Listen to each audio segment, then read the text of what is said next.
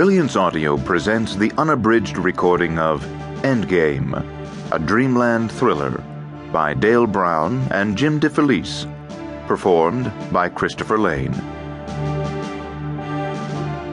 Prelude. Dreams. Allegro, Nevada, outside Las Vegas. 5 January 1998. 0310, all times local. He'd had the dream so many times it was more something he remembered than something he invented. Tiny bits of reality blurred into a jumbled progression that began and ended the same way. The beginning, running up Meadowview Street back to his condo, pursued by the sun. This was not a normal sun. He felt its stretching fingers grope his body, burning holes in his arms, neck, and face. The end. The black wing of a red-tailed hawk sailing suddenly across and through the windscreen of his aircraft. Neither of those things had an exact parallel in real life, even when the grotesque distortions were stripped away. Zen had gotten back to the house from his run well before the sun rose, and the robot plane that caused the air accident struck well behind the cockpit, snapping off his tailplane. But the logic of the dream crowded out history, sometimes even when he was awake. The middle of the dream was always different.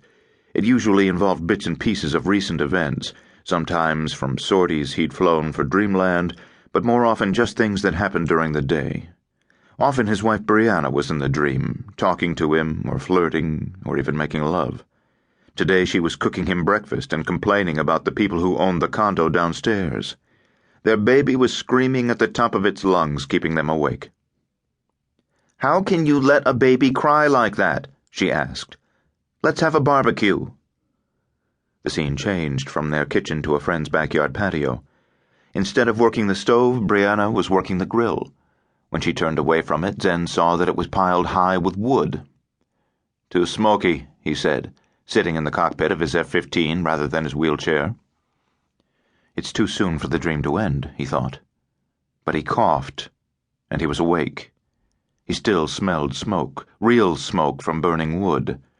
The baby was still crying. A baby the people downstairs didn't have. Not a baby, the smoke alarm. "Bree!" he yelled, jerking up. She wasn't beside him. "Bree! Brianna!" Zen started to get out of bed. His dazed brain forgot he was paralyzed, as if that fact belonged only to the dream. He tumbled to the floor. Just as well, thick smoke curled above his head. He coughed, nearly choking. Someone else coughed in the bathroom down the hall. Brianna, his wife. "Help me!" she cried. Flames shot up from the floor ahead, illuminating the pitch-black condo. Zen pushed forward despite the heat and flames jumping in front of his face. Part of his mind was still back in the dream. Was he dreaming? What was dream and what was real?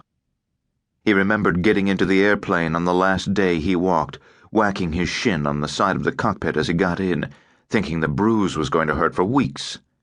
"Help me!" cried Brianna. He pushed his head next to the carpet and kept going. The bathroom door was closed. "Open the door! Open the door!" he yelled. He heard a sob, but the door remained closed.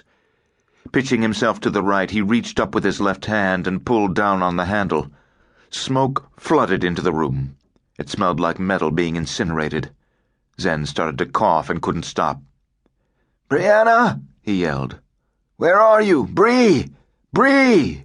Bree!" He lay on his back as the flames climbed over him. He felt himself falling as the room collapsed. Zen woke with a shudder so violent the bed rattled. It had been a dream, a new variation of the familiar nightmare. He reached instinctively for his wife, but she wasn't there. He remembered now.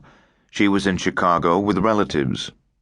She'd intended on flying back last night, but had been snowed in, her flight canceled. Just as well, Zen thought, squirming to get himself upright in the bed. He was still shaking from the dream. He wouldn't have wanted her to see him like this. But she'd seen him worse, much worse.